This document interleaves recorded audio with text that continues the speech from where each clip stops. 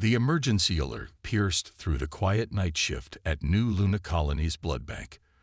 Dr. Adrian Foster glanced up from his inventory reports, his dark eyes scanning the notification on his holographic display.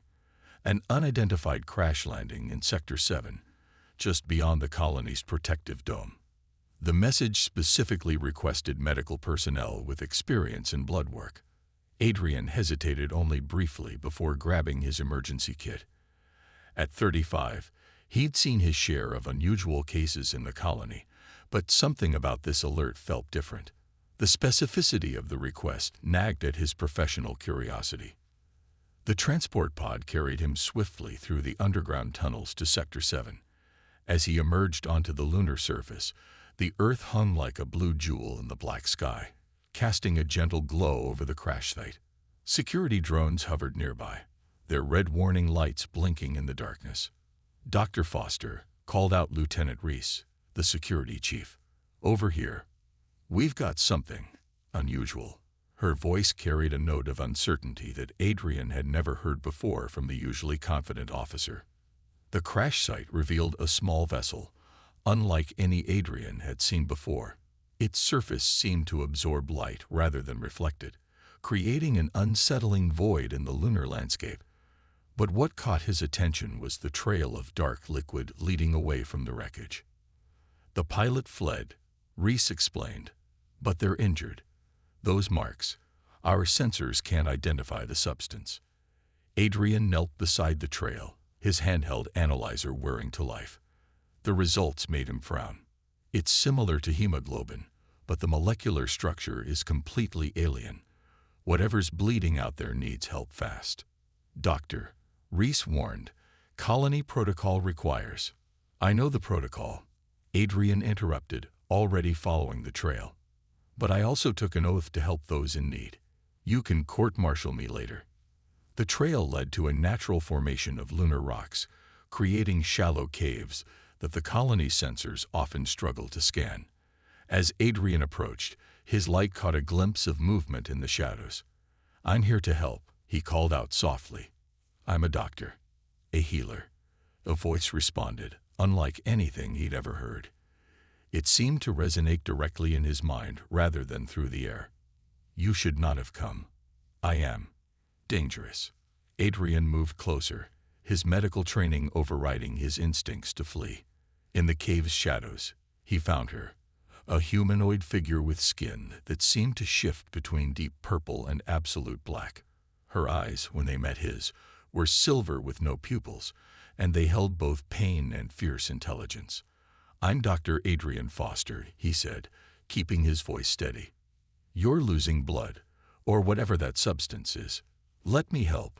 The being studied him, her silver eyes seeming to peer into his soul. "I am Naira," she finally responded, "of the Nocturni. And you cannot help me, Doctor. My kind requires sustenance that your world cannot provide." Adrian's mind raced through his knowledge of xenobiology. "You need blood," he realized aloud, "but not just any blood. Something specific." Naira's expression shifted to one of surprise. "You understand, yet you do not run." "I run a blood bank," Adrian replied, already reaching for his kit. "Understanding blood in all its forms is my life's work. Now let me see that wound." As he treated her injury, a deep gash across her torso, Adrian's mind was already working through possibilities. The colony's blood bank contained samples from dozens of species. If he could analyze Naira's specific needs, "Why did you crash here?" he asked, partly to distract her from the pain of treatment, partly out of genuine curiosity. "I was trying to reach the Jupiter colonies," Naira replied, wincing. "My people, we have followed our traditions for millennia, taking what we need from others. I could not continue that way, but my ship was damaged in an asteroid field." Adrian finished binding her wound with a synthetic sealer. "Well, you've found yourself a doctor who specializes in blood. Maybe that's not a coincidence." He stood, making a decision that would change both their lives. "The colony isn't safe for you right now, but I have a private lab in my quarters. If you'll trust me, I think we can find a solution." Naira looked at him with those strange silver eyes, hope warring with caution. "Why would you help one like me?" "Because that's what humans do," Adrian replied simply. "We see problems, and we solve them.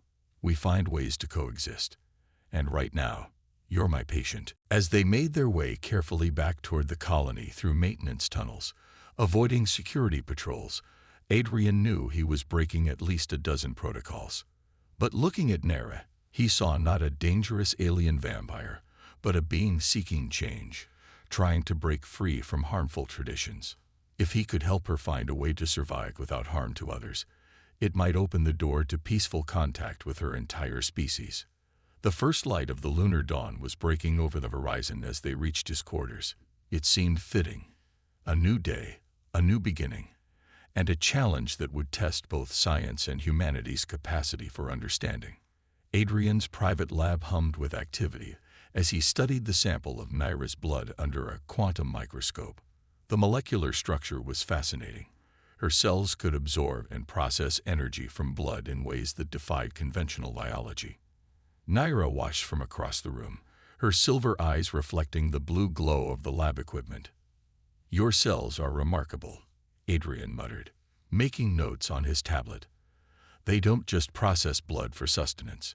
They convert it into pure energy. It's like nothing I've ever seen." Naira moved closer, her movements graceful despite her injury. "On my world, we call it the Crimson Gift. But it is a gift that comes at too high a price." The past week had settled into an uneasy routine.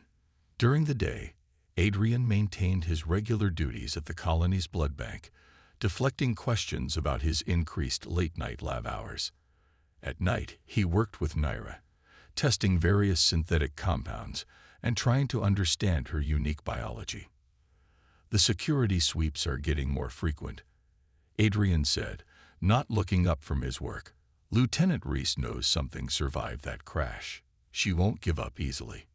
Naira's expression darkened. "Perhaps I should leave. Your help has been more than I deserved, but I cannot ask you to risk more." Adrian finally looked up from his microscope. "You're not asking. I'm offering. Besides, we're making progress. Look at this." He gestured to his screen, showing a complex molecular diagram. "Your cells react differently to synthetic hemoglobin than to natural blood. If we can understand why, we might be able to create a sustainable alternative." A soft alert chimed through the lab. Someone was approaching. Naira melted into the shadows, a talent of her species that still amazed Adrian. The door slid open to reveal Dr. Olivia Thompson, Adrian's colleague from the blood bank. "Working late again?" Olivia asked, her tone casual but her eyes sharp. "You've been practically living in here lately." Adrian forced a smile, carefully positioning himself between her and his research display. "Just following up on some anomalies in the latest shipment from Earth. You know how particular I am about quality control." Olivia stepped further into the lab, her gaze sweeping the room. "The whole colony's on edge after that crash last week. Security thinks whatever was on that ship might still be alive, hiding somewhere in the colony." She paused, studying Adrian's face. "Have you noticed anything unusual?" "Nothing beyond the usual lunar colony chaos," Adrian replied, keeping his voice steady. "But if I do, you'll be the first to know." After Olivia left, Naira emerged from the shadows. "She suspects something." "Olivia's smart," Adrian agreed. "But she's also compassionate. If we can prove this alternative blood synthesis works, she might become an ally." Naira moved to the window, gazing out at the lunar landscape. "My people would consider this weakness, seeking to change our nature rather than embracing it. But every time I fed, I felt the fear and pain of those I took from. It haunted me." Adrian joined her at the window. "Change isn't weakness, it's evolution." Speaking of which, he pulled up a new holographic display. "I think I've found something. Your cells respond to specific proteins in blood, but it's not the hemoglobin itself they need. It's the energy potential within the molecular bonds." Naira's eyes widened with understanding. You believe you can replicate this energy pattern. Not exactly replicate, Adrian explained, excitement creeping into his voice. But we might be able to create a synthetic compound that your cells would recognize as compatible. It wouldn't be blood, but it could provide the energy you need. Their conversation was interrupted by another alert, this time more urgent. Security forces were conducting a Level 1 sweep of the medical sector. Adrian quickly began shutting down his equipment. They're doing a thermal scan, he warned. The maintenance shaft behind the lab connects to the old mining tunnels. If you follow it east, it'll lead you to a secure storage area. Wait for me there.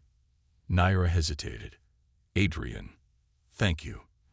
Not just for helping me survive, but for helping me believe change is possible. As she disappeared into the shadows once again, Adrian quickly erased his recent research logs. He couldn't help but marvel at how his life had changed in just a week. He'd gone from running a routine blood bank to developing revolutionary synthetic blood alternatives with an alien fugitive. But as he prepared to face the security sweep, Adrian realized something else had changed too. He no longer saw Naira as just a patient or a fascinating scientific challenge. Her determination to change, to find a better way despite the costs, had awakened something in him, a reminder of why he became a doctor in the first place. The security team's footsteps echoed in the corridor outside.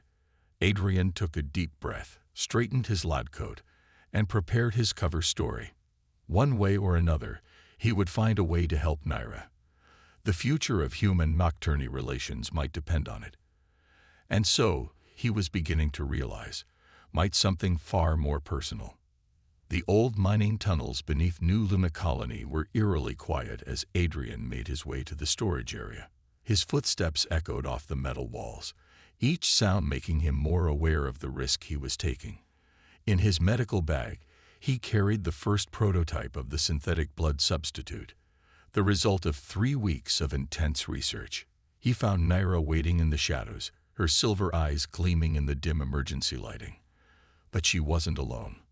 Another figure stood with her, tall and imposing, with the same shifting dark skin, but eyes that burned red instead of silver.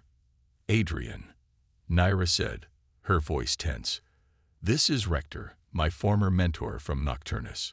Adrian's hand tightened on his medical bag. I'm guessing this isn't a social call.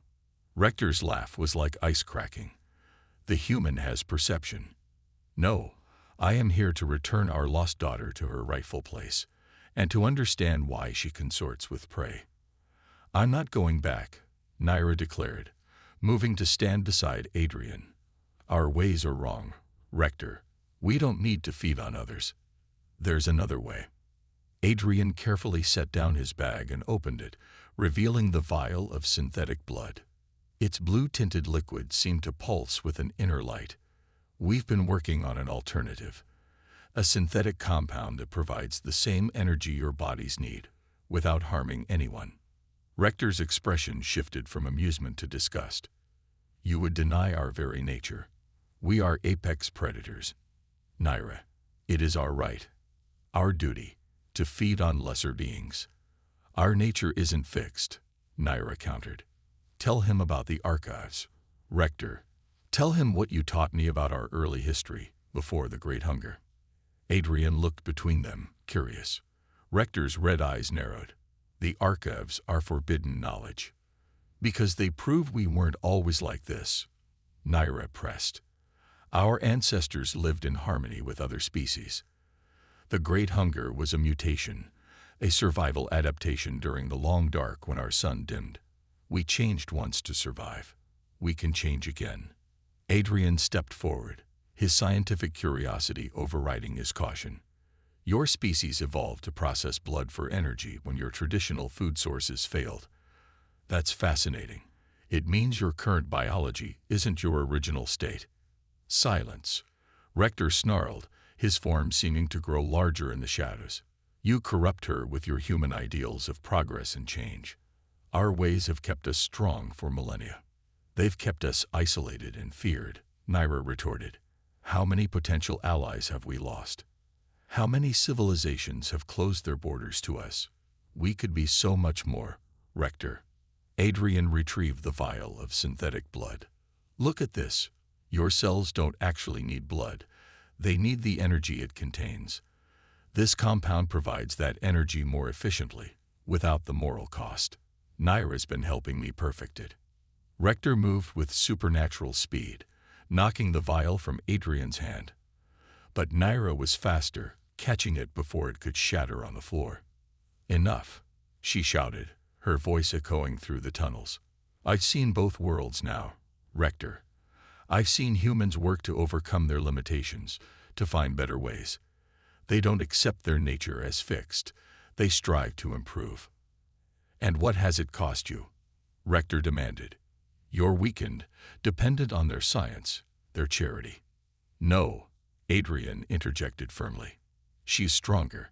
It takes more courage to change than to blindly follow tradition. Every breakthrough in history came from someone willing to question the way things were.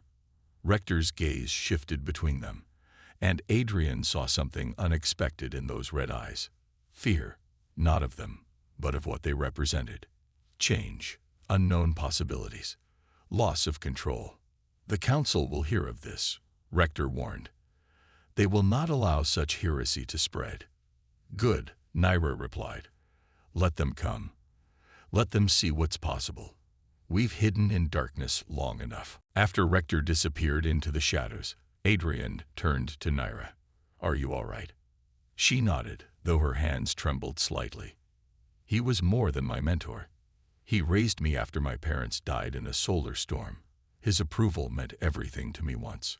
Adrian gently took the vial from her hands, examining it for damage. The hardest chains to break are the ones we forge ourselves. But you're not alone in this fight anymore. The Council will send others, Naira warned. They'll try to stop us, to destroy our work. Then we'll need to work faster, Adrian replied. And we'll need allies. It's time to tell Olivia the truth. With her help, we could perfect this synthetic blood much sooner. As they'd made their way back to Adrian's lab, he couldn't help but reflect on how far they'd come. What had started as an emergency medical intervention had evolved into something far more significant, a chance to help an entire species evolve beyond its violent past. But more than that, it had become a testament to the power of questioning tradition, of choosing a harder path in service of a better future. As he watched Naira walk beside him, her head held high despite the weight of her choices, Adrian knew they were part of something historic, the beginning of a change that would reshape both their worlds. The emergency sirens wailed through New Luna Colony, their urgent cry echoing off the dome's curved walls. Adrian burst into the main medical bay, where Olivia was already coordinating response teams. What happened? He demanded, quickly pulling up patient data on his tablet. Radiation leak in the mineral processing plant, Olivia replied, her face grim. 27 workers exposed. Their blood cells are breaking down faster than we can synthesize replacements. We don't have enough supplies to treat them all. Adrian's mind raced. The colony's blood bank was already running low after a delayed supply shipment from Earth. They needed a solution fast, or people would die. In his private lab, Naira looked up from her own research as Adrian entered. Over the past week, she and Olivia had formed an uneasy alliance, working together to perfect the synthetic blood substitute. One look at Adrian's face told her something was wrong. The radiation victims, Adrian explained quickly. Their cells are deteriorating too fast for conventional treatment. But your cells, they don't just process blood, they convert it to pure energy. What if we could adapt that mechanism? Naira's silver eyes widened with understanding. The synthetic compound we've been developing, with modifications, it might be able to sustain human cells long enough for natural healing to occur. But we haven't tested it on humans yet, Olivia protested from the doorway. The risks are better than certain death, Adrian finished. We need to try. They worked frantically, adapting their formula. Naira's knowledge of energy conversion at the cellular level proved invaluable. Hours passed as patients' conditions worsened. Finally, they had a prototype ready for testing. "I'll test it first," Adrian declared, rolling up his sleeve. "No," Olivia interrupted. "We need you functional." "I'll do it." Before either could act, alarms blared again, more severe this time. "Critical patient status in Ward 3. The computer announced. "Multiple organ failures imminent." They were out of time. Adrian grabbed the vial of modified synthetic blood and rushed to the ward. Naira closed behind. The patients lay in their beds, their skin pale and mottled from radiation damage. Medical staff worked desperately to stabilize them. Dr. Foster. Lieutenant Reese stood at the ward entrance, her hand on her weapon. "Step away from the patients. We detected an unauthorized presence." Her voice trailed off as she saw Naira. Adrian moved between them. "Lieutenant, I can explain everything. But right now, these people need help that only we can provide." "We?" Reese's eyes narrowed. Naira stepped forward, her dark skin shifting in the harsh medical bay lights. "My people understand blood and energy better than any species in known space. We can help them, if you'll let us." A patient flatlined behind them, the monitor's shrill tone cutting through the tension. Reese looked from the dying patients to Naira, then to Adrian. Finally, she lowered her weapon. "Save them." They moved quickly, administering the modified synthetic blood to the most critical patients first. Adrian monitored their vital signs, while Naira used her innate sensitivity to blood energy to track the cellular responses. Olivia coordinated with other medical staff, explaining the treatment protocol. Hours passed in tense silence. Then, gradually, vital signs began to stabilize. Color returned to pale faces. The modified synthetic blood was working, supporting the damaged cells while the patient's bodies healed. "It's actually working," Reese murmured, watching the monitors. "You really did it." But their victory was short-lived. The medical bay doors slid open to reveal Rector, flanked by two other nocturni. Their red eyes surveyed the scene with cold disdain. "So," Rector's voice cut through the air like a blade. "Not content to merely deny your nature, you now give our secrets to humans." "I'm helping them survive," Naira replied firmly, "just as they helped me find a better way to live." "The Council has made its decision," Rector announced. "This ends now." "No," came a new voice. All eyes turned to see Colony Administrator Pierce in the doorway, accompanied by a security team. "This ends when we say it ends. Those are my people you're trying to save, or stop. So let's talk about exactly what's happening here." Adrian stepped forward. "Administrator, I can explain everything. What we've discovered here could revolutionize medical treatment across known space. But more than that, it could help two species move beyond their limitations and find a better way forward together." The administrator looked at the recovering patients, then at the strange assembly before her, humans and nocturni, former enemies now working side by side to save lives. "Dr. Foster," she said finally, "I believe you and your colleagues have quite a story to tell me." The colony's main conference chamber had never held such an unusual gathering. At one end sat Administrator Pierce with her advisory council. At the other, 3 members of the Nocturni High Council, their red eyes gleaming in the artificial light. Between them stood Adrian, Naira, and Olivia, preparing to present their research. "What you're proposing is unprecedented," the Nocturni first speaker declared, his voice resonating through the chamber. "Centuries of tradition cannot be undone by one rebel's experiments with humans. Traditions that no longer serve us should be questioned." Naira responded, her silver eyes meeting the first speaker's red ones without flinching. "The synthetic blood substitute works. Not just for us, but for humans too. We've proven it can save lives." Adrian stepped forward, displaying holographic data from the radiation victims' recovery. The modified compound not only sustained the patients through critical organ failure, but accelerated their healing. This could revolutionize emergency medicine across known space.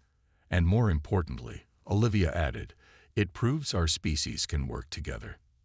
The Nocturni's unique understanding of blood energy combined with human medical science has created something neither of us could have achieved alone.